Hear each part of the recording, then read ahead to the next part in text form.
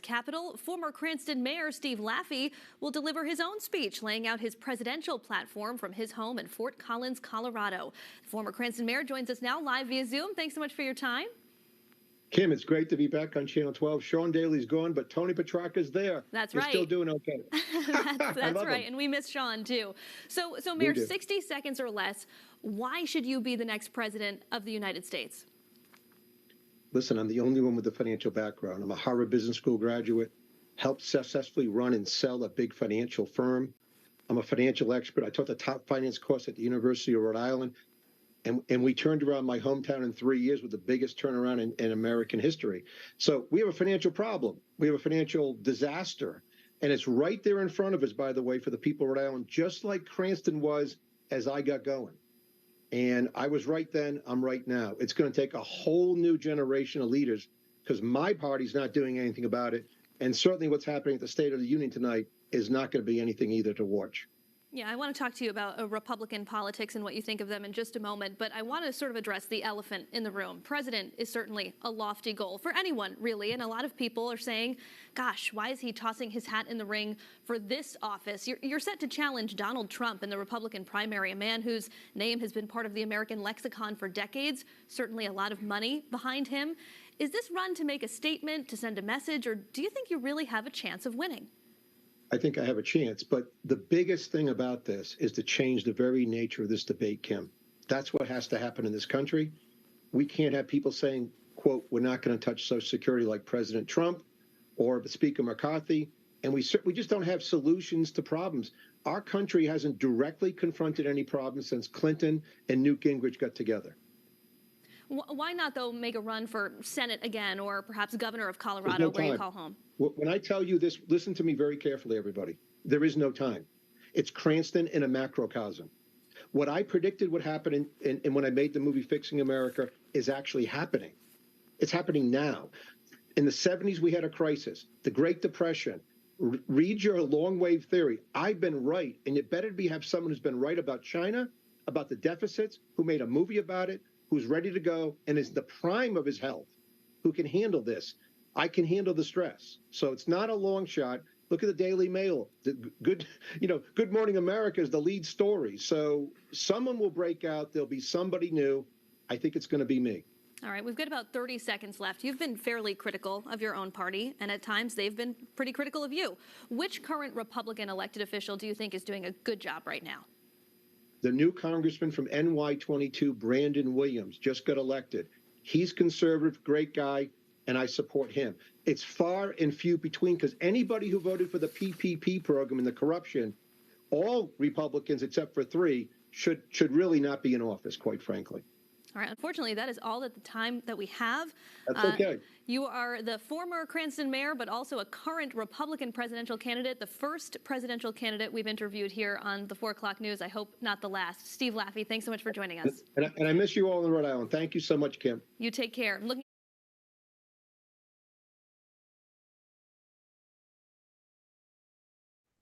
All right, so everybody, this is part 2 of a very good interview. If you're listening to us on the podcasting sites, mostly on YouTube or Rumble, please subscribe, share this interview. Great guy running for president. If you haven't heard about him, you will in just a moment. If you're listening to us, one of the radio stations, if you're listening to us on them, obviously you can't do that as far as like and subscribe, but definitely tell your family members and friends, whatever radio station, whatever time slot you're listening to us in, to definitely check us out. We interview amazing people that are doing amazing things in this country and around the world. Former mayor of Cranston, Rhode Island, Stephen Laffey here on Fire Breathing Rob. The website is SteveLaffey.com, excuse me, and he's running for president of the United States. He did a hell of a job in Cranston, and he's trying to do that with the country, God willing, if we can get him in the position of president. Regardless of that, he's written books. Fixing America is the movie. He's wrote a book. He's got a Substack. He's got plenty of things out there. But just, again, go to the website, SteveLaffey.com. Mayor, thanks again for coming on. I know you're getting some media coverage now, a little bit, but hopefully we'll pump it up higher. But thanks for coming on the program. Yeah, thanks to people like you. We're doing lots of podcasts. We're We're getting more attention, and a lot of it's about very serious issues rather than just the complete nonsense that my party and most of the people running for president want to engage in. I'm a serious guy, and we've got to fix these serious problems: public schools, Social Security. Anyway, you take it where you want, but that's what I do. I fix bad problems. Right. Well, Mayor, let's start off first with the man of the room, Donald J. Trump. Mm-hmm. I know you were on ABC News talking about what was going on with him and his national security papers. And I know there's a fight back and forth. We'll probably get some people angry that are listening to this program that are President Trump fans. But you are, and you can correct me if I'm wrong, as far as under the mindset that the president, if he committed a crime, he should go to jail for a long period of time. I think that's any president. If they commit a crime, they should go for a long period of time. But regardless of that, a lot of people in that mindset of Trumpism think that, and even the guys you're running against say, listen, if we do win, whoever it may be, whether it's Pence, Christie, Vivek, the list goes on and on, Haley, if they get in as president of the United States, they'll pardon them right away. You don't believe in that as far as that goes. But these Trump people are very upset because they see about the witch hunt with the Russiagate. And, he's just getting hit left and right since he ran for president in 2015 by the liberals. So how do you kind of, as president of the United States, I don't know if playing both ways would be the right terminology to express here, but how do you keep the people that are on the Trump side happy if you win, that are fans of his, but also keep, the ethical mindset that you have also in place? Well, first of all, things change rapidly in politics. And the problem with let's back up 1 second. President Trump, I was not into anything to do with Russia, blah, blah, blah. I said very clearly the president would never have been involved in stuff like that. It would never, he wouldn't do that. He actually loves the country. When President Trump does something good, like appoint conservative judges, I said in 2016 during the campaign, one of the greatest marketing things I ever saw in my life was him making a list of 20 conservatives to make sure that evangelical Christians, like myself, I did not vote for him myself, but like me, were going to cross the line despite his fairly bad personal behavior that already existed in 2016, right? So, and that did work. He won the election, and he did appoint those judges on the list to the Supreme Court and appointed a lot of conservative judges to the federal courts. Great. I mean, so you're not sitting here with someone who, by the way, that was not great with a lot of these never Trumpers. No matter what he did, no matter what he said, they were against him. I don't do that. And I'm not really, let's just move forward now. So after the election of 2020, he's had over 60 judges tell him, no, there was nothing to do about the election of 2020. He still goes on and say that he won the election. He shouldn't be doing that. I'm not saying he should act like Nixon in 60, but this is just beyond the pale. So I've said that. He now, forget about the New York indictment, for example, but go to the civil jury. He's been found guilty of sexual abuse, of sexual assault. There's two different words that are used, not of rape, by the way, but also of defaming this lady. Now, my problem with that is very, very clear. At St. Anselm's College in New Hampshire, President Trump did a CNN town hall. The whole thing was a disaster for everybody. And I called for all of them to get out of the race at that point. St. Anselm's College should have its president resign. Their excuse for hosting it the day after is that he's leading in the polls, as if someone who was with the Ku Klux Klan would be leading in the polls, would be totally fine. These aren't good answers. CNN put in fake Republicans, I hope, because I don't know any Republicans that actually would laugh out loud when someone makes fun of someone who accused them of sexual abuse, let's say, or rape. But that was a disaster. Now, but Mayor, just to push back here, doesn't that show how bad the country has fallen, that people are willing to laugh at a person running for president of the United States? No, laugh with them. Yeah, right. Laugh with them. He's made fun of disabled people. Yes. The list goes on and on. But go ahead. Yeah, no, that is just terrible. I wasn't brought up that way. I don't know anybody. I don't know anybody who does that. I don't know anybody. I don't come from, a silver spoon in my mouth. I'm talking Edgewood, Cranston, Rhode Island, next to a gas station. I never met anybody who did that. I don't know this. So I don't know who those people were. But to this indictment, when you read the indictment and you see that President Trump, who suffers from narcissism, clearly, because he has all the characteristics, he only hangs around with very famous people. He turns on a dime. If you help him, he loves you. If you're important, if you go against him on one issue, he hates you. You're the worst. He did it to his own lawyer. His own lawyer, the one who went to jail, was the greatest lawyer in the history of the world. There was always these facts about him, by the way, that he went to the worst rated law school in the United States of America and didn't do very well there. So he wasn't the greatest. He was never the greatest lawyer. But to this is beyond the pale, because here's the real the core of the story. I know someone who served in the Navy, who had access to top secret documents and lived in fear of doing something wrong, like taking it to the bathroom. I've talked to Brandon Williams, who I helped in NY22, who won his race. Listen to his tape. He's a congressman now, about serving on a nuclear submarine, where literally one mistake and you're thrown in the brig, and then they have a trial. In Florida today, there is a colonel, lieutenant colonel, who's serving 3 years in prison. He took home documents wrong. So here's President Trump on tape, pointing those a secret. So we could go into this thing at length. Now, if he's found innocent, he's found innocent. My point is that he should step aside now. This is far beyond, because the insult to the average person working for this intelligence agency, handling appropriately secret documents, this is an insult to them and an insult to our country. He did not take this seriously. And here's his real problem. He stonewalled these people for a year and a half. I'm not saying anything about the other people who have done it other than they're guilty too. But President Trump did it because of his narcissism. And now the evidence in the indictment, well, we'll see what happens. He's entitled to his day in court. It could go on for a long time. Yeah. I just wanted to ask you that because I know you, the only person, at least that I've heard of personally, that's really stood up to the president in his own party. And you want to know, by the way, why? I mean, we want to tell people why that the governor of Florida, would probably pardon him, right? Or Mr. Ramzawani will pardon him on the first day, which seems to be a wacky statement by a very smart man. Wacky, because he doesn't know what's going to come out. So he has to change his mind one day, right?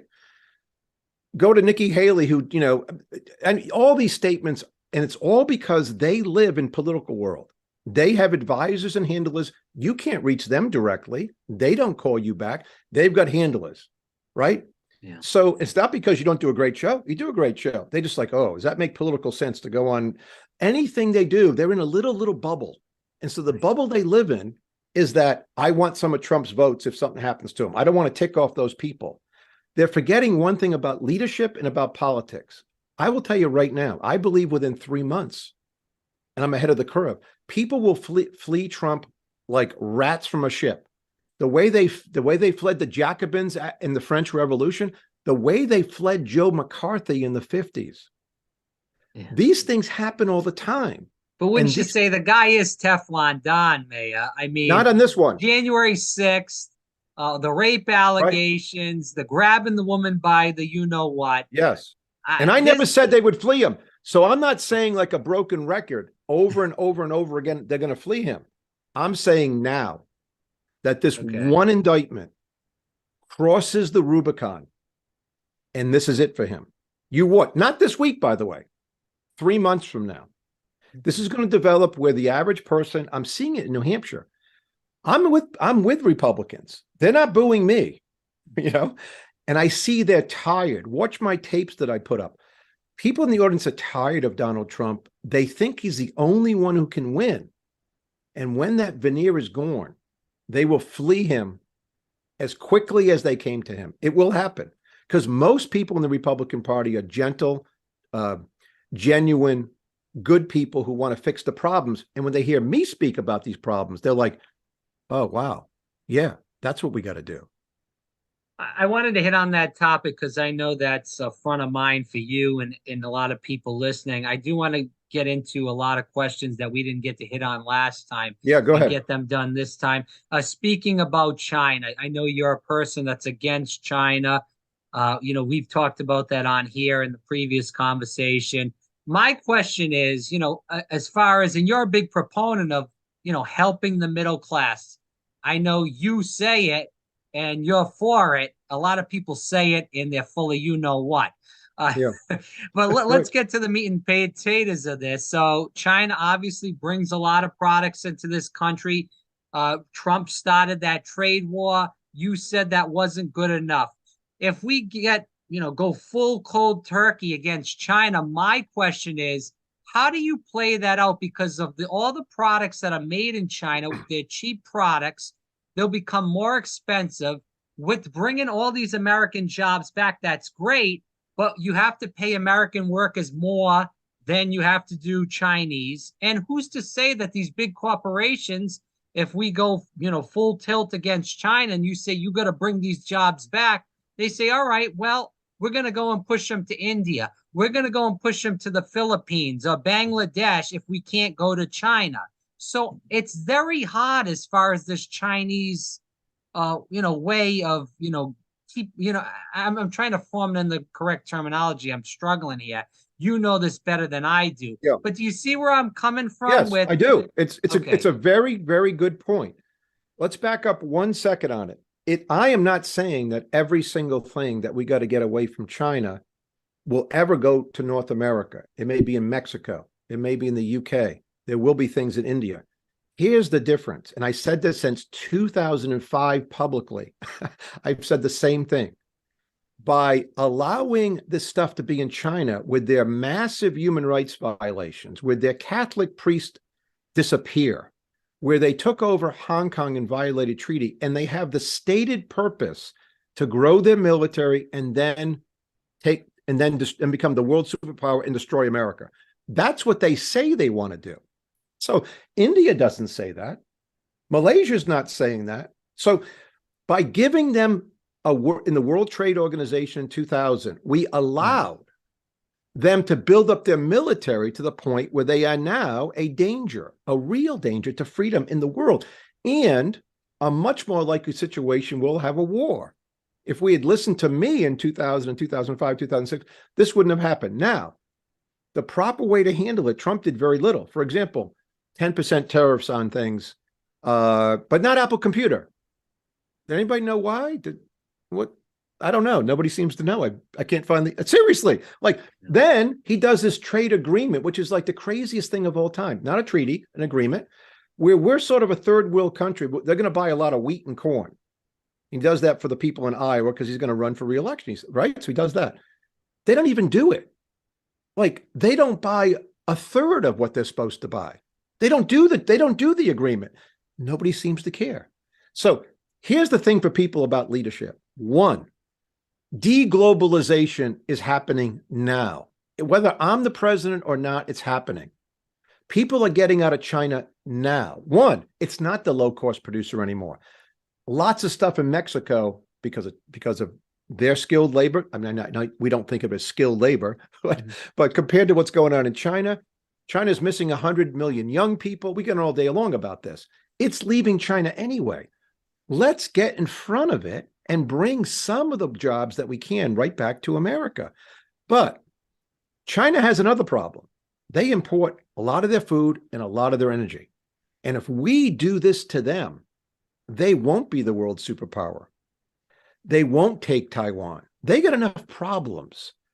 And so that's what our goal should be. Whether some of the stuff goes to India, which I prefer it doesn't, and we can find a way. India is an ally of America. Australia, ally. So we have inept leadership right now. And I know you're running for president and that's what you're trying to correct. Yeah.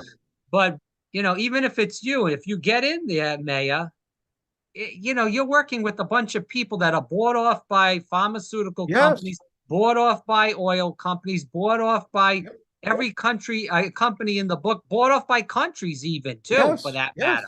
It's a problem. So, how do you work with it? Well, we don't have to work with them. We take tariffs to 25% to start, which you can do without any other action on communist China. And then we do what presidents should have done. We host a press conference and we show them what the Uyghurs are doing in a concentration camp. Most Americans don't know. We show the barbed wire. We get people to speak out, right? But Maya, isn't that what Biden has been was I should say in the past talking about with the oil prices, that we have to go into Ukraine, we have to not use Russian oil, the prices go sky high, so you're kidding the middle class again.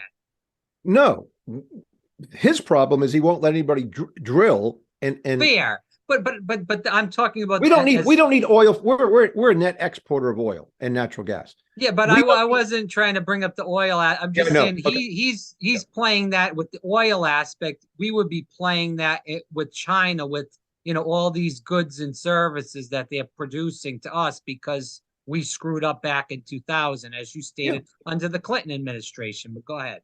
It will take a number of years.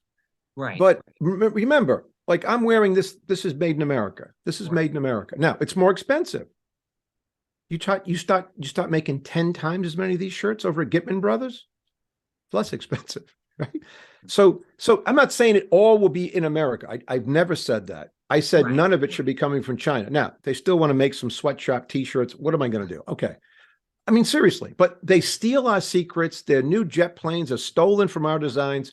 Enough's enough, America. I've been saying enough's enough since 2000. So this has to stop. Now, not to go into oil at all, but oil is a whole different deal. The reason Biden has been, one of the reasons he's such a terrible president, and that's juxtaposed versus President Trump on oil, let's say.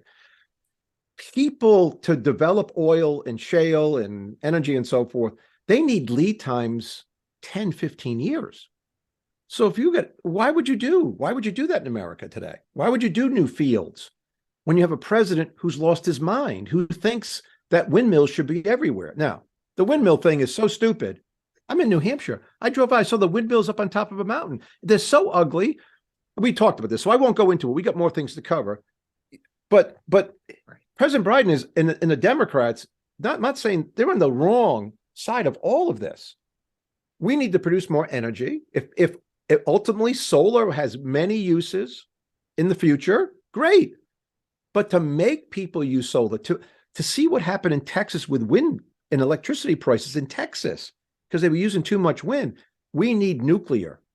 You combine nuclear as 60% of our grid with natural gas as the rest of it, maybe. Coal is fine too to me. And then you produce 12 million, barrels of oil a day. We don't have to give a what happens in some parts of the world. But my question is hold on, just to interrupt you. My question is, if we stop building all these nuclear power plants, which I agree, they are safe. I think that's all a bunch of hooey-balooey stuff. Everything's safe now as far as nuclear power. My question is not in America. It's what's going to happen with India, Pakistan, Iran, Russia, China. All these countries are going to see us building all these nuclear power plants. And then what are they going to do? Stop building this stuff. It's a trend that I don't know if it's sustainable as far as on the world stage. You get what I'm saying with that? It may not be, but if you want to turn on a light bulb in this country 12 years from now and make sure it goes on, we better get more nuclear because it runs 24/7. And you want cheap energy for manufacturers. You want jobs in America? We need cheap energy. And one way to have cheap energy is nuclear power at 4 to 7 cents a kilowatt hour, not what they pay back up there in Rhode Island at 23. Well, we have a terrible governor. He's a joke. Well, New England just refuses to do this. But see, part of it, listen, I'm not, as the president, going to build them myself, right? But a plan, a fast track plan involving people like Bill Gates, who have small nuclear ready to go. So these are things that have to happen. Nuclear, and then when I meet an environmentalist and he tells me that he doesn't want nuclear, I know I don't take him seriously. There's no CO2 emissions. Well, that's because of the brainwashing techniques that have been going on in the colleges and even that's why we need leadership to stop it. We don't have leadership in any of this.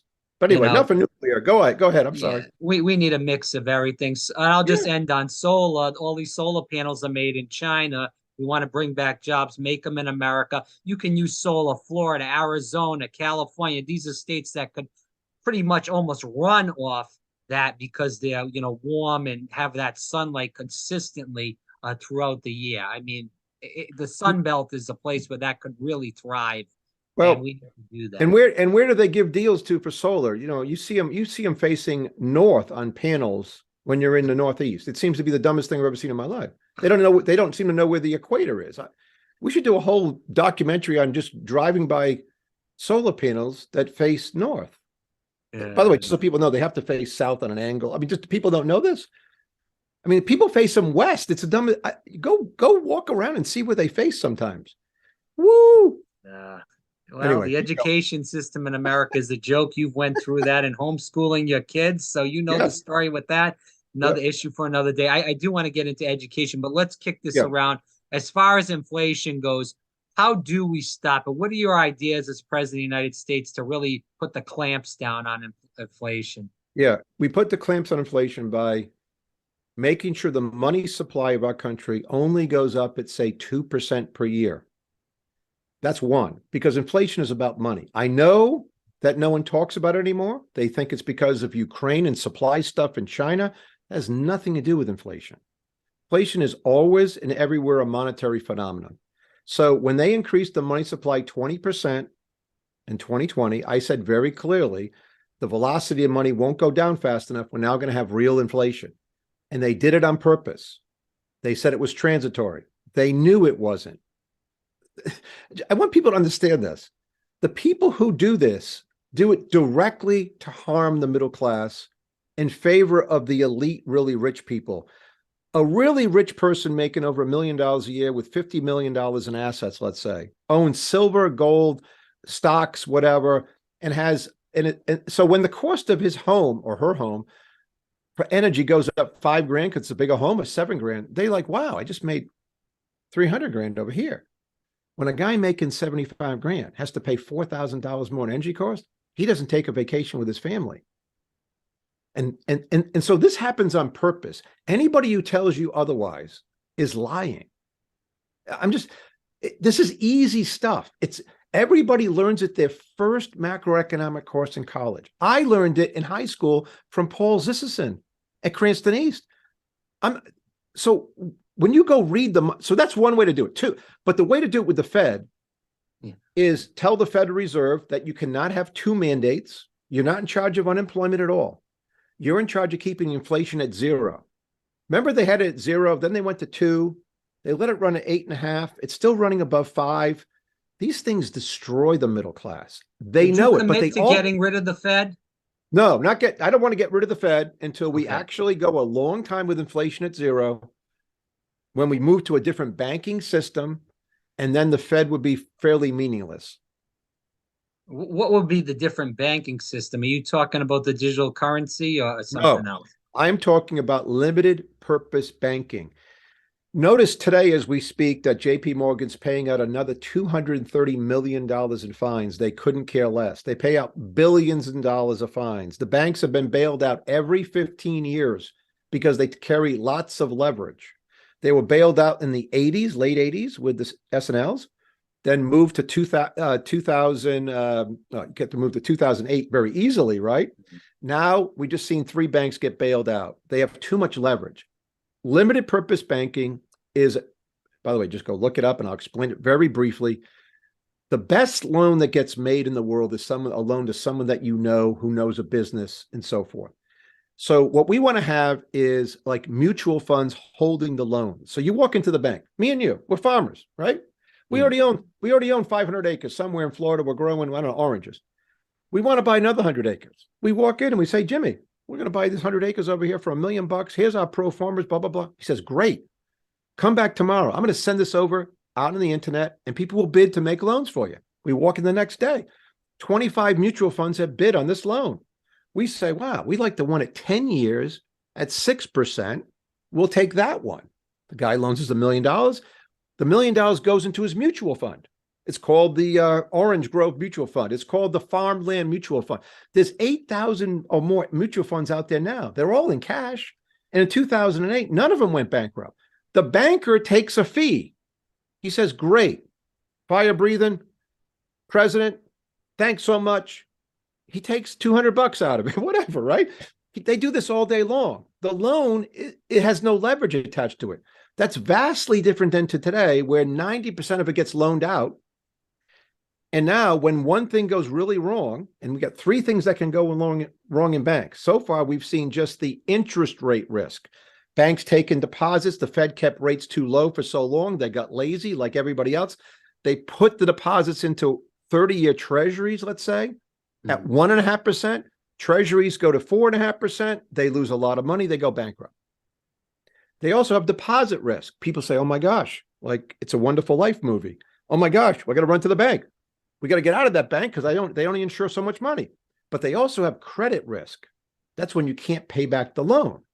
So these three risks can be done away with. The loan's at a mutual fund.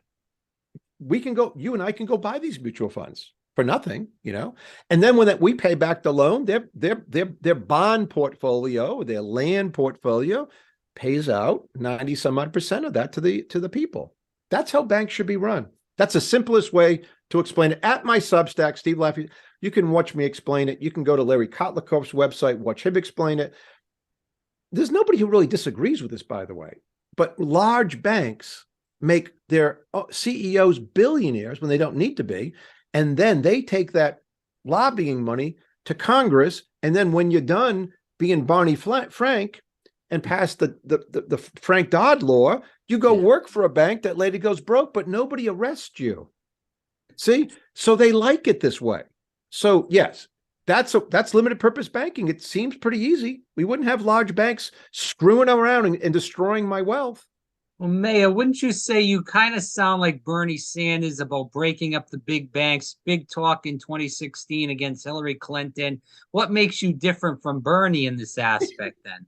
Well, Bernie is an avowed socialist, and I just gave you a free market version of taking the banks. And I sound a lot more like Teddy Roosevelt, I hope. Right. I don't have too many speeches to listen. But by the way, Bernie Sanders, as an aside, always starts off a little bit like some things like I say, I know. Right. But then he finishes with tax everybody 100% and I don't care.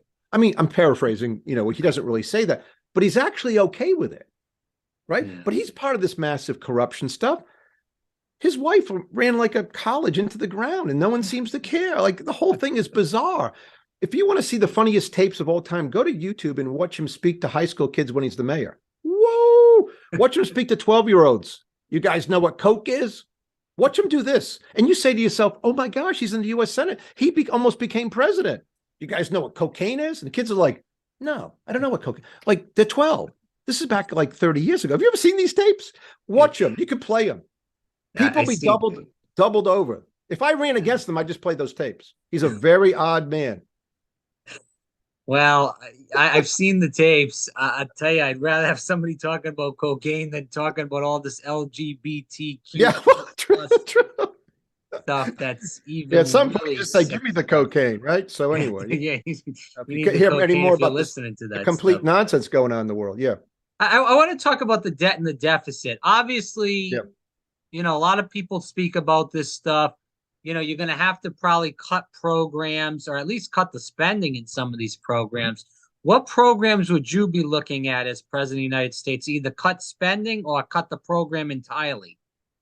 Well, first, the program of Social Security and it's on stevelaffey.com. We've discussed it, I think. I won't say it, but that would save $65 trillion.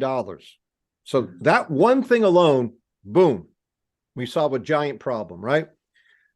Another thing that has to happen within our health insurance, which is the extra, look at our budget. I just gave you the biggest line item. The next two biggest line items are Medicare, Medicaid together, right? Or they're tied or whatever, depending on what you're talking about. So what we got to do there is we got to get people to be healthier. I hate to tell you all this. Again, I'm talking on third rail issues, right?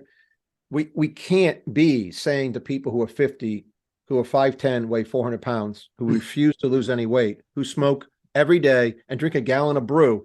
Yeah, you want a new knee replacement? Sure. Everybody out there, pick up a 25-pound weight. I don't care what you weigh. Put it on your stomach, hold it like this, and walk around for half a day. I mean, that's what's going on, right? That's why the person needs a new knee. Now we don't want to really make fun of people. We just have to say, listen, people want to compare us to other countries. We spend more money. Go to Switzerland. You ever see an obese person in Switzerland? I never did. Walk through the whole country of Switzerland, Geneva, I've been in. You don't see it. But is a lot of this too the capture of the FDA, the CDC? There's a whole other thing. Big pharma. I don't want to go down the rabbit hole, but what's in the food, the pesticides, the glyphosate, all this stuff. So it is on people. I agree with you, but there's also more to that. But go ahead. There's more to it. There's more to it, of course. But what we want is an insurance company to try to get people better and get paid for that. So what we want to do is say, and I'm not making fun of people. You go to someone who's way overweight, right? Because what do we have insurance for in this country? Bad luck, bad genes. You get hit by a car, we want you to be insured. Your family has a history of breast cancer. We're all in to help. Some things are hereditary, right? Some people drop dead at 50, fathers, then the next guy, and the next guy. So we want to help those people. But for a lot of what we do, which is an extra $1 trillion a year in our GDP, which health companies love to spend the money. They're not paid to get people better. They're paid to pass out drugs. So that's one way to help. We can take a lot out. Two, look at our prescription drug process. We pay double what Germany charges for the same drug. Just pick Germany as an industrialized country. Well, we're going to pass a law that says to the drug companies, nobody in America is paying any more than people in Germany. We're no longer going to be the cash cow for Germany. Pfizer, not talk about Pfizer or any Eli Lilly, they're thinking of a drug. They say to themselves, we're going to charge Americans X because insurance companies will reimburse us $10,000 a year. But in Germany, we're going to only getting to get 5. That's how they price it out. Well, let's make it all 6, right? Whatever. So that's one way. 2, 3, patents. The patent process has been totally bastardized by the large drug companies and the people that work at the FDA and the people who approve these things. They get to extend their drugs if they find a new way to use it, to be very simple. And again, I'm being very simple because this is not my expertise. But when you look up what happens to drugs over time, we're not doing that anymore. If we decide that 11 years for a patent or 9 years for a patent is what you get for a new drug, and you charge whatever you want, and then you deal with the insurance companies about what you can get away with, but on year 9 in one day, it's generic. Boom. Not 9 years and then 9 more years. That happens a lot. So that's 3. Here's another thing about the budget in general. I think everybody should look up something called the Swiss debt brake. It was passed about 20 years ago in Switzerland. I know we're talking a lot about Switzerland, but this is a very important topic. They passed a bill and they said, listen, we have debt to GDP in our government of about 24%. Seems really low. We're at 108%. And they said, we can't do this anymore. We're not going to have a strong Swiss franc. So they actually have a law that their spending doesn't go up faster than their GDP growth, gross domestic product, and it has to be balanced over a business cycle. 20 years later, their debt to GDP is ... 24%. So we can easily pass a law. It wouldn't be easy to pass. It's easy for people to understand. Yeah, we should do that. But we can have one a little more stringent where it's like, listen, we're taking it down to 75% to GDP over 12 years. And that's just going to happen. Now, that means you got to get to some programs that no one wants to talk about. I already talked to you about the ones no one will talk about. So Medicare, Medicaid, and Social Security. Now, we've got to go through our national defense budget and decide. I'm big on national defense. I want a strong national defense. I think we're only spending 3% of GDP on national defense. I think it should be higher. We have to take a serious look at it. We're going to need more ships. So again, I'm not the expert in national defense as far as what we actually need, but there are people who know this. But believe me, I am not for like an isolationist Coast Guard kind of thing. If you want to be the world's reserve currency, which we all benefit from, we need to control the waterways, the oceans. We just have to. And if people don't want to be, if you don't want to be the world's reserve currency eventually, because of our high debt levels, we will look like Argentina. You'll never get the inflation under control. So it's important that everybody wants dollars. It really is. We don't want them to want anything else but dollars, which they do today in many respects. So there's a lot there. Now, federal employee. I mean, there's a lot of things we could go into, line by line item by line item and line item. But this is what I would explain to the American people when I'm president. People watch me do this in Cranston, and I do the same thing. I take the largest thing, I work my way down, and I explain to people, this is my budget. Now, we're going to introduce a budget with lots of cuts. Where they actually come from, we'll see when we get together. People won't like it. I mean, I'm just be very clear with people. You can't get someone on the show to say that word. A lot of people won't like it. It has to be done. You know, my thing is, Mayor, is that we did Afghanistan, which we should have. You know, they attacked us. Okay. Iraq, yeah, there was a lot of people that were for that. It, you know, came out to be a boondoggle, and we lost a lot of money in that. We lost a lot of money in Afghanistan. Now we have Ukraine. I think a lot of people are just sick of people of this country, rather, being the world police, whether it's Iraq, Afghanistan, you know, Ukraine, and many other countries. We have so many bases around the world. China isn't even close. You know, I'm not saying that America shouldn't have the bases or the, you know, because that is power. But, you know, when is it enough as far as the military budget? When is it enough that we have so many bases that we outpace Russia and China by like ×3? It starts to get a little too excessive. When we need to, again, you're a populist, we need to put some of this money and bring it home instead of wasting it on these useless wars. Well, useless wars become useless wars because we, as our American leaders, since the Battle of Inchon, and MacArthur told President Truman, I don't know how to bomb half a bridge. Since that day, effectively, we have not decided to win wars. We decided to tie or lose, quite frankly. I mean, I hate to say it that way. We decided to be there for a long time. I mean, the senior Bush decided to go into Kuwait, wrap things up, and get out. He fought in World War II. Why wouldn't we learn from him? I mean, seriously. Well, we haven't had any president that's had military service, I believe, since George, H.W. Bush. Might be true. I believe that if we go in, we should use overwhelming forces to win.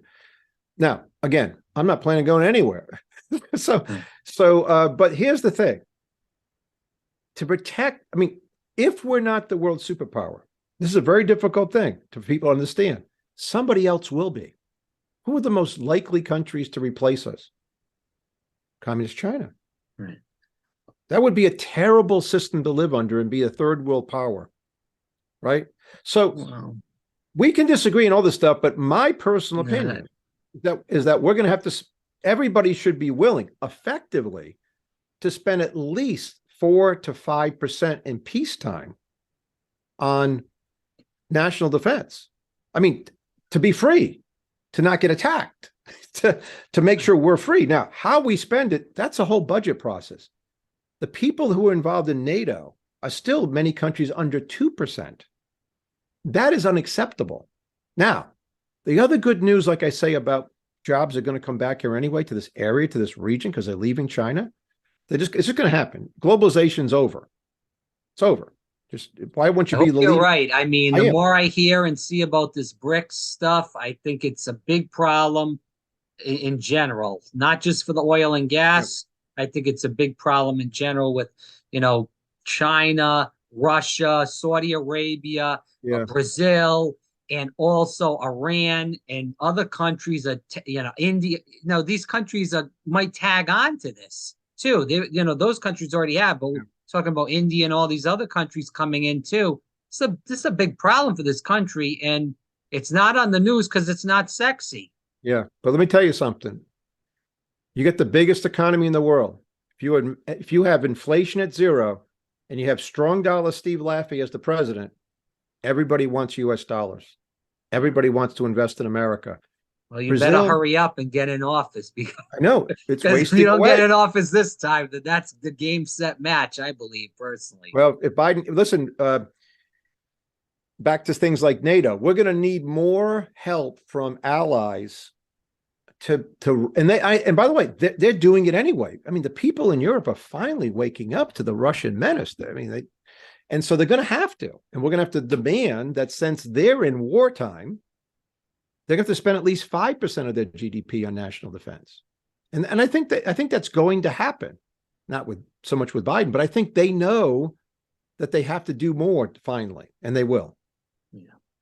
I want to get into these other topics as we draw to the close, but we spoke about healthcare a little bit earlier on in the interview. Speaking about that,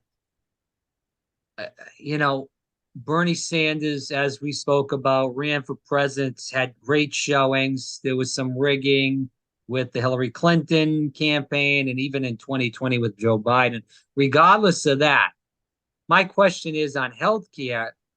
There's a lot of people that still aren't covered. Obamacare was a giveaway to the health insurance industries. Medicaid, you can go to some doctors, but you can't go to a lot of the good doctors. You got to go to nurse practitioners, and the list goes on and on. And then there's some states that aren't even involved in Medicaid. Florida's not. The governor at the time, Rick Scott, who was a healthcare exec before he got into the Senate, wanted to push that, the Medicaid, and it didn't go through because of the state House, not the state Senate. With that said, how do we tackle healthcare? I know you spoke about getting people healthy. Yes, I agree.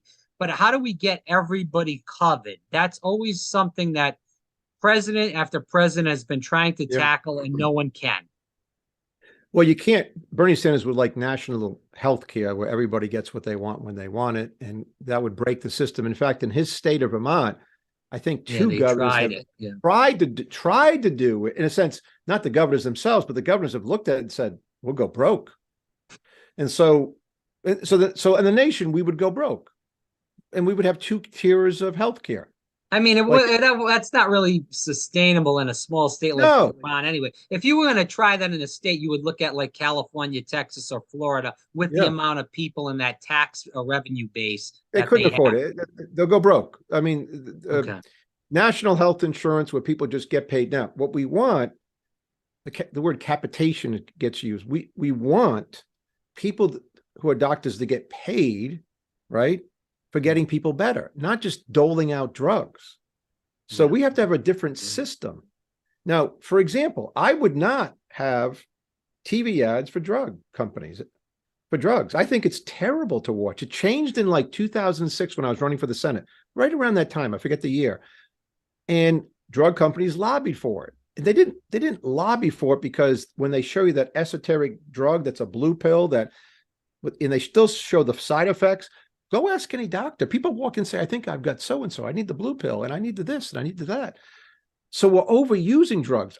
I can give you an example of myself. After the psychiatric drugs that they're overusing. It's crazy. It's crazy. It's nuts. So, and we find people can't get off some of these drugs. There's a new fat reducing drug that won't be covered because it breaks the bank of anybody who covers it. People do lose weight, it looks like, from what I can see, but then they have to be on it forever. Like, hit the gym, buddy. Now listen, my major point, take like Lipitor. And I was talking to a friend of mine who actually needs to take Lipitor. And I told him my story. Here's a story that happens all the time. I finished the 2006 campaign for Senate. I go get a physical. The doctor, great doctor, says, in East Greenwich, Rhode Island, says, Steve, you have high cholesterol. I've never had it before. He says, I'll put you on some Lipitor. I'm like, Doc, I don't take an aspirin. Well, I'm not taking it. I'll be back in a month. I won't have high cholesterol. He goes, okay. I come back in a month. My cholesterol is low, too low. I go on the Laffey diet. Nothing from a pig, nothing. I mean, my friends are laughing, right? So I go on this, low, I just do it for a month. And then I'm normal because, by the way, a campaign for the U.S. Senate is grabbing a hunk of bacon, having some this, doing that, right? You're just running around the state of Rhode Island, eating anything that people give you. So, but I didn't need to be on Lipitor, but the doctor was just going to give it to me. Now, I don't know the answer because I'm not a doctor. At least 70% of the people on Lipitor don't need to be on it. They just need to change their lifestyle. Well, I just reduced drug costs this is true about every drug, right? It's that people don't need to be on these ADD drugs. They're kids. We were kids. You're younger than me, but They didn't go around saying, hey, that little Johnny's acting up. Let's give him some pills. No, they said, Johnny, I'm going to smack you over the head with a ruler. Get to the corner, put a dunce cap on. I'm, being hyperbolish, and don't do that again. But we had kids that were all, they didn't take pills. Many of them straightened themselves out as they get older. Many kids' brains develop later. They appear to be physically ready to go at 17, but they have a brain of a 13-year-old. So all these things have to be dealt with. Now, for example, what we need to get to a system is that we find somebody who's a $400,000 a year problem, and we assign them to a health insurance, a for-profit health insurance company.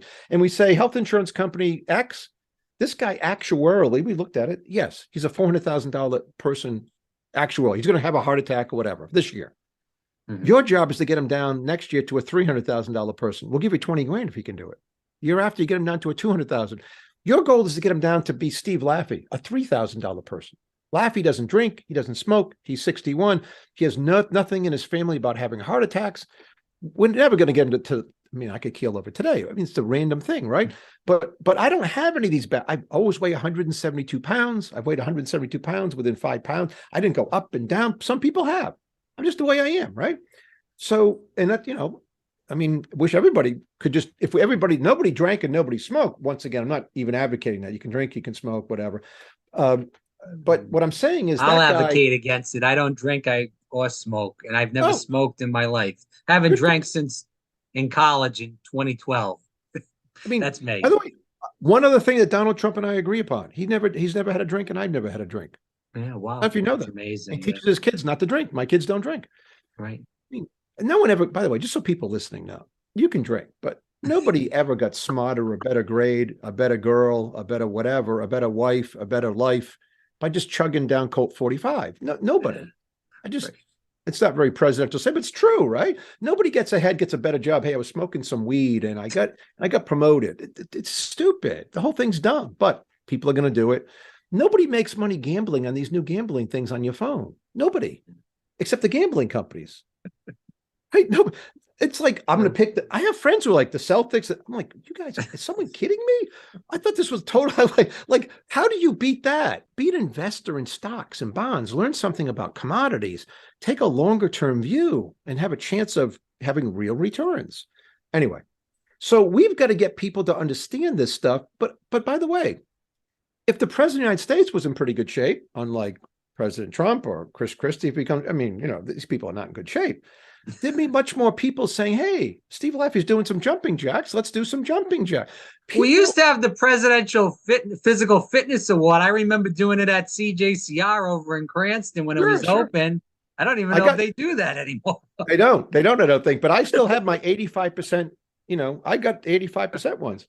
But President Kennedy was a sailor. He was in shape. He had a bad back. We know now. We know more about the fact that he was really, but he was skinny. So was it Robert Kennedy. So we don't have this whole thing back in the history. So when he came up with it, people are like, wow, let's go. Let's do that. So we can do that as a country if the leader of the country, the CEO of the country, the president of the country is someone who they can say, yeah. And again, not making fun of people. People bring to the table lots of past problems. They got lots of problems with their family. There are people who live in areas where they can't get really good food. It's really a problem for some people. Yeah, there's the food deserts, right? Vegetables at any regular price, right? But we can do better, a lot better. And it doesn't have to be sugary drink after sugary drink all day long. So, I only drink water. If you're ever with me, once in a while, if something really goes right, and you're with me and we win like the New Hampshire primary, you'll see me break out a root beer. Right? But other than that, that's about it. If you just drink water, it takes away about half of the problem in the world. Right. So I know we're off topic. Keep going. I'm sorry. Yeah, no, the sodas are a disaster. I don't drink soda. I haven't drank soda in years upon years. There's just so much. Something about 0 calorie soda that's worse. I don't know what it is, but I see people sucking down this zero. They're like 400-pound people. But then you go into like a Starbucks. And by the way, this is my pet peeve about Starbucks. They sell nothing but white bread, lots of sugar. They pollute the world with their plastic cups and plastic this, and everybody loves them. They're the biggest destroyer of health in our oceans. of anybody I can imagine. And yet they're like, oh, they're doing an ESG thing or they're doing that. Oh, God. I love them. What a marketing gig Starbucks has. Now, the guy who founded it seems to be a pretty good guy, but at least admit they do put the calories up there. But when I'm in there getting a, and I don't hardly ever go there, I just don't like Starbucks. Coffee's terrible. But sometimes I'm stuck. I meet with people, get a black coffee with some whole milk, $4. I'd make it for 12 cents over here. But so I'm pretty cheap. So I'm sitting there going, what is that person doing? That's like, it says 800 calories. You only need about 1,600 a day. What the heck are you doing? Giant. And they have these strange names, right? Yeah. I just make sure, by the way, one of the things I do, and you, I'm sure other people do that like me, they're like, I want a large coffee. They say another word like venti or something. I don't know. I've never drank Starbucks in my life. I'm terrible. grateful. Terrible coffee.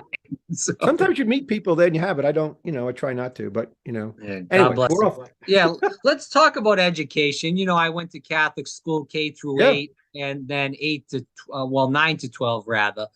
And then I went to college and stuff to a private school. But regardless of that, the Catholic education, regardless if you're Catholic, Jewish, even if you're Christian or not. Yeah. With that said, they give a hell of an education. You can't buy it. I went into college after going through LaSalle Academy. I was doing the same thing I was doing at LaSalle in college and just busting through it. First semester, I got a 3.7. Like it was nothing. It was a joke. I'm not trying to say that to blow up my ego. I'm just trying to be truthful.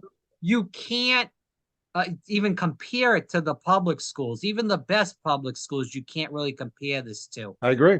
As far as education goes, I mean, it's mostly a state issue, but what would you do as president with education? Because we need to, I think, push these kids into the charter, the private schools in general, because not only do they get better educations, but most of them learn morals. They're wearing the uniforms. They're learning how to be good Americans in general. We need that because the public schools, I've taught in public school in the past 5-6 years, and it's insane. The girls, the boys, I mean, they're all psychotic. Yeah. Well, my plan is to eventually close the public schools and end it. Now, as president, I'm not in charge of that, right? So it's a local thing, a state thing, but that's what I would be a cheerleader for.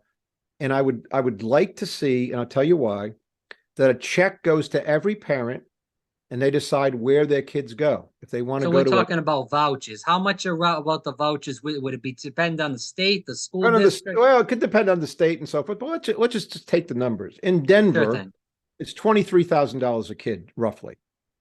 At LaSalle today, it can't be $23,000. I don't know what it is. Maybe it's 12. LaSalle is 25, I think. 25.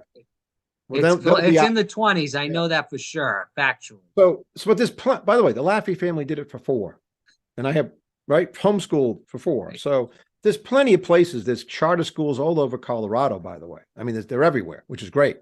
And there's lots of competition, which makes the public schools a little bit better. But the public schools today are an anachronism.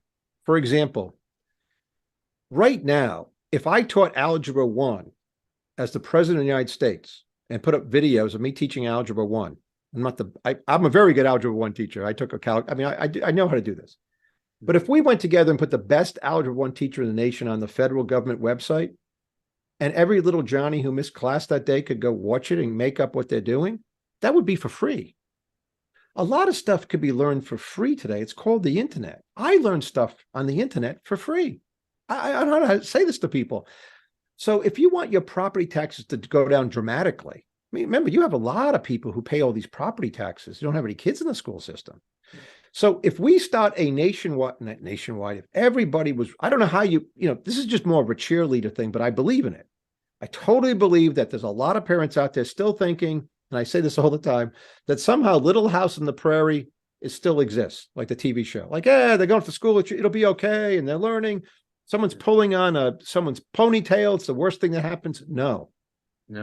There's a lot of the woke stuff in the schools now. It's right, and that has to stop too. Or they think that they weren't that involved last year, but there must be a PTA meeting where parents go in, they go to meetings, they go into the classroom like it happened 20 years ago, 30 years ago. Doesn't happen. Unions have taken over. So in a way, if you're a business person, you always look for something that's cheaper and better. That's the invention world. We can provide an airplane cheaper to get someone eventually to California rather than a train, and faster and better and blah, blah, blah. So education can be cheaper and better if parents just got a check and sent them where they want. Can you imagine if all the schools were like this? If parents were like, my son Johnny at 12, he wants to be a mechanic. There's a mechanic school over there. Thanks for the $7,000 check. Johnny's going over there. Susie's going over here. Everybody should be in competition. And we could lower the cost of property taxes across our nation, especially in high property tax states like Rhode Island, right? They could drop precipitously. I know, I'm a mayor. I know what it costs.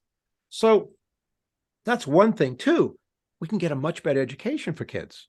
They're getting a terrible education. Just so people listening can hear a statistic. A couple of weeks ago, we found out that 8th graders in America had a 13% proficiency rate in civics and 20% in history.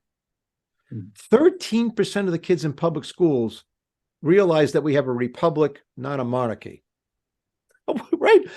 Or who President Jefferson was, 20% have a, this is basic stuff. So, right. And by the way, the worst part of that statistic is that, say you're in New Canaan, Connecticut, a rich place, it's probably, I don't know, I'm just making, it's like 70%, 80% of the kids are proficient. That means to get to 13%, some people have to be 0. Detroit. Some of these places, kids have no idea what's going on. Yeah. Head them out. It can't be saved. We can lower costs. By the way, I tell this to people too. The reason the federal government hates students, they hate the kids, is that right now, if I were president, at the very least, we would put all these courses on for free, not controversial courses. Math, first grade through calc, could be online with great teachers for free. Right. So again, I'm not talking about just average kids too. I'm talking about really smart kids who get stuck, but all they can learn is pre-algebra in 7th grade in a public school, let's say. They can't have them skip 4 grades. I got a kid sitting upstairs who's a 15-year-old college junior full-time. Stephen. So again, not every kid can do that. But why should he be in 9th grade sitting around like I was? Here comes Mr. McKenna with Algebra 2. I haven't opened the book this semester. I'm getting an A. We got a test tomorrow. It's so easy. I just boop, boop, boop, boop, boop. What could I have done?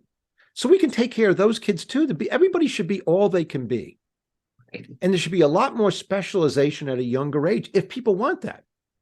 Some people don't want to go to college. Great. By the way, the other thing that about education course goes to the higher education course, which are totally out of control. We can go into that. But these student loans have to be redone dramatically. Yeah. What would you do with the colleges as far as that goes? Obviously, you don't have a lot of jurisdiction on this, but no, not to go into the student loans, but I would like Congress to vote on student loans and to make sure that nobody got a student loan who has the eligibility to go to their state college. If they wanted to go across state lines, they don't get a loan. Let me give you an example. Go back to but let me play this out, and I know this isn't really your jurisdiction, but with that said, like, for instance, say I studied engineering. Yeah. And you studied the arts or being an actor or whatever.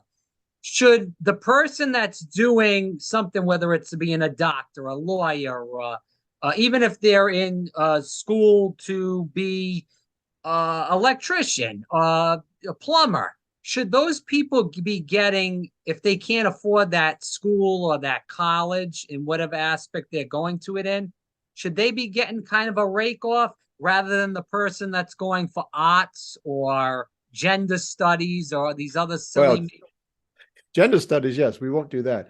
But it's hard to put once you start saying we're only going to have student loans for engineering students because we want stem cell, we want computer science or whatever, you go down a road that's very tough to get anything passed. But here's what we can say.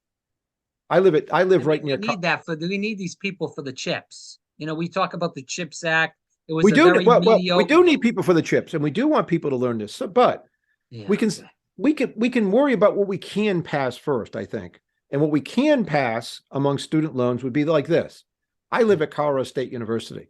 My kids go there, 5 out of 6. One went to Columbia, different deal before we moved there, or went right after we moved there. Oh. And he's much older, and he was an adult when he went. Anyway, but the 5 kids, the tuition roughly is $11,000, and they live at home. Why would the federal student loan people want or okay me to say, you know what? I'm a Nebraska Cornhusker. I love that football team. And my uncle Jimmy played offensive tackle. And they're all going there for 50 grand a year. And they're living on campus. Who's funding that? That's dumb. If you should not be able to leave. Now, you got some kid who's really, really beyond the whatever, and he needs to go somewhere else. Yeah, we can help fund that. But state schools, that's one thing we can do. You don't get to leave URI just because you want to go to Maine or no. You don't get to leave Florida. They got good state schools in Florida for colleges. You don't get to leave and go to Alabama because you like the football team. I can't tell you how many people do this, by the way. And the parents are like, oh, Jimmy just wants to have a college experience. Then I'm like, and they come, by the way, people come to me. I know this. I have kids. They went to college. They go to grad school. People come and find me about this all the time. So the other thing we can do for state schools, by the way, private schools like Harvard, why are we helping them out at all? Right. I mean, seriously, they can have no tuition for 30 years and they'd be totally fine. And by the way, why are they a nonprofit? Anybody figure that one out? Well, that's another. Well, because all these politicians and presidents have went there. So right, that's right. Right. I went there too. But see, I'm a different deal, right? I'm going to shut them down. And, but what we can do is say, if you want at a state school like Colorado State University, you want to be eligible for your kids to have student loans, you're on the hook for 50%, X% of that loan, not just the federal government. You, Colorado State University, then guess what? They're looking at who's going to repay the loan. What are they going to teach? That's how you change the class model. They'll have a lot more engineering. They'll have a lot more computers. Then you tell them all of your professors who are tenured, whatever, you say they have to teach at least 2 courses a semester. And they say, oh, that's difficult. We're doing this. I'm like, listen, I taught the top finance course at the University of Rhode Island. I could have taught 3 courses while I was the mayor. There wasn't a 20-year-old kid who knew more than me. I never did any prep work. I got the best, the kids thought I was the best teacher with the reviews that they wrote in the system of business. Ask Ed Mazie. Ask Bob. Well, I don't know where Bob Carruthers, the president is. We can do that. Now, a lot of these teachers, professors, don't teach at all. They teach hardly at all. That needs to end. So we can so we can get tuition down. We can make the schools on part of the hook. They'll then change their curriculum over the years. And you watch, we won't have quite the problem. But to answer the question, do we want kids who want to go to college and kick some butt in life? Do we want them to be able to go? Yes, we do. Yeah. That will help the middle class. I agree. I do think we need to really focus. Everybody talks about college, and I'll put the exclamation point on this. We need to also talk about the trade schools. I think that's the most important. College is nice and good and dandy. We need people to do these trades. These are good money jobs. Sure. People can make hundreds of thousands of dollars, especially up in New England in that area. If you're in some sort of union or even if you're working for these, all these things. And a lot of these private unions that have trade organizations do a great job bringing people in. So we do need more of that, by the way. There's a complete shortage. By the way, there's a complete shortage of doctors. Right. Because they keep the amount of med schools too low. I want to get into these last few questions. Immigration reform. The president hasn't been down to the border. He refuses to go down there. Kamala Harris went down there for like some fake photo op a couple months back. I mean, those people are just a joke. We got to do something. I mean, these people are coming in left and right. They're stealing all their jobs. I know that there's an issue in Florida right now. A man that you're running against, our governor, just put an immigration law with, Florida's got tons of people that are immigrants that are working, cutting lawns. They're picking oranges, picking vegetables, everything in the kitchen sink. And now with this law, they're saying that they have to do the E-Verify, which is really going to hurt the state. So how do we balance this out? Because it really is about money. Yeah. First of all, what American is going to go out there and pick oranges or vegetables for $2 or $3 an hour? So, and then if you raise the pay for somebody to go out there, $15 an hour, whatever it may be, we're going to have to raise the prices of food. So you're kind of damned if you do, damned if you don't with this immigration problem. What is your opinion on it? How do we fix it? Because it is a problem, regardless if it's that issue or people coming in general. Yeah. Well, one, E-Verify is a good thing. Two, I'm still waiting for, I think, the first CEO of a company that illegally employs aliens to be arrested and put in jail. Maybe you've noticed the article. I haven't seen it. I'm sure there has been somebody, but they don't go after the people who run this stuff.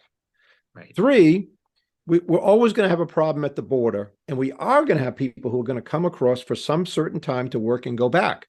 It'd be better to organize that at the border. Now, I get this idea from Dr. Robin Hoover when I went across the border into Altar, Mexico, in a fairly dangerous situation that I could go into that's written up in Nation magazine back when I was mayor.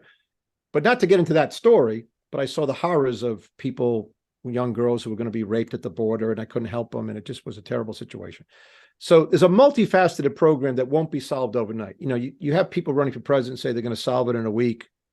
It just makes no sense. It's a very difficult problem. One, we can organize people at the border, and we can say, you're going to go pick strawberries, great, in California. We're going to take you there. The employer is going to pick you. You're going to be safe. You're going to go there. We're at the border.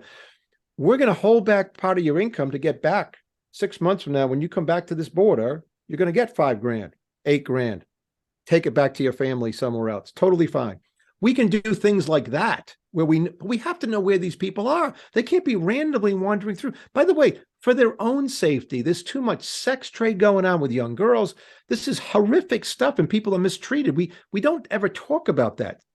So the other thing we have to do, and Mexico holds the key, and right now there's a very left of center president of Mexico who's not helping the situation.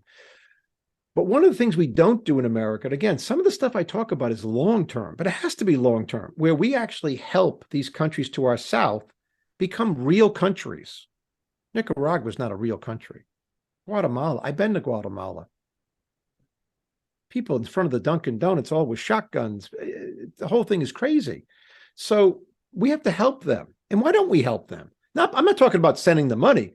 I'm talking about, and I'm not talking about what we did with Japan, which was a good thing after World War II, where we set down a strict constitution, and look what happened to Japan. Look what happened eventually to South Korea. What country can we name going straight down through Mexico that's really, really kicking some butt, does a great job? It's hard to think of a country. Yeah. You know, so we've got to do a much better job of focusing on the South with jobs can go.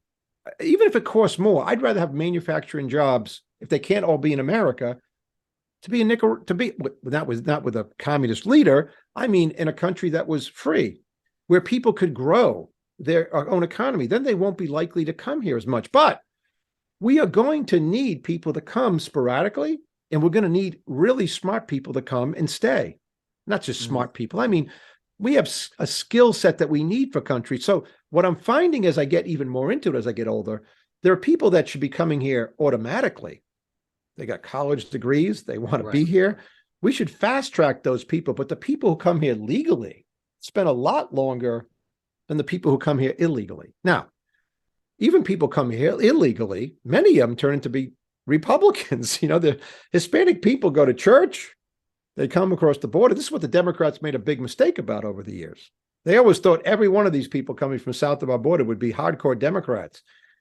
They're pro-traditional marriage. Go talk to some of these people. And so this is a long STEM program. I don't think anybody here illegally should stay. I just want to be very clear about it. People who are here illegally are going to have to go back to where they are and either start all over, figure out how to get here. If we can but get how do you do that? You can't go to everybody's house and find these people. No. They're in the shadows. No, a lot of them in the shadows. And that's another reason for a new tax program called the 999 program, which we don't have to get into. Right. Because we have to capture all this underground economy stuff. I'm not saying if I was president, it would be perfect. But over 4 years of being president, it would get a lot better. And we'd know where people were, and they'd be safer. It's not okay, even if someone comes illegally, goes to Florida, he works for somebody, they don't pay him because he can't go to the police. Yeah. It happens all the time. None of this is okay. The whole system is fraught with selfish people on both sides of the aisle for one reason or the other, willing to do nothing about it and just complain. I think we could make it a lot better. Again, for people listening, Stephen Laffey here on Fire Breathing Rob. It's stevelaffey.com. The movie is Fixing America. He does have a Substack. Definitely check it out. Again, if you want to find the Substack, you can go to just stevelaffey.com and find it there. Mayor Laffey, we have so many more questions. As I let's stated go. a moment ago, next time we'll have you on. We have people that actually saw the first interview, which I need to send to you. And they wanted to do a call-in show. So we may even look into that and have people that call in and ask you questions. So, well, you ask good questions. It's a pleasure. People ask real questions. Not everybody's going to like my answers. Right. And I'm not always going to be right, but on some of these things at stevelaffey.com, I've been talking about this stuff for a long time, and I am right. Some stuff is, esoteric, and it takes a long time to get through. But we can do a lot better as a country, and we need to stop the nonsense. And just everything I talk about is about the middle class. Everything I talk about is revitalizing the destroyed middle class, the Fed, the schools, everything, the corruption. It's all about regaining the middle class, because if you don't have a strong middle class, you're going to eventually have a destroyed country. We'll leave it there. Mayor Laffey, thanks so much. Stevelaffey.com.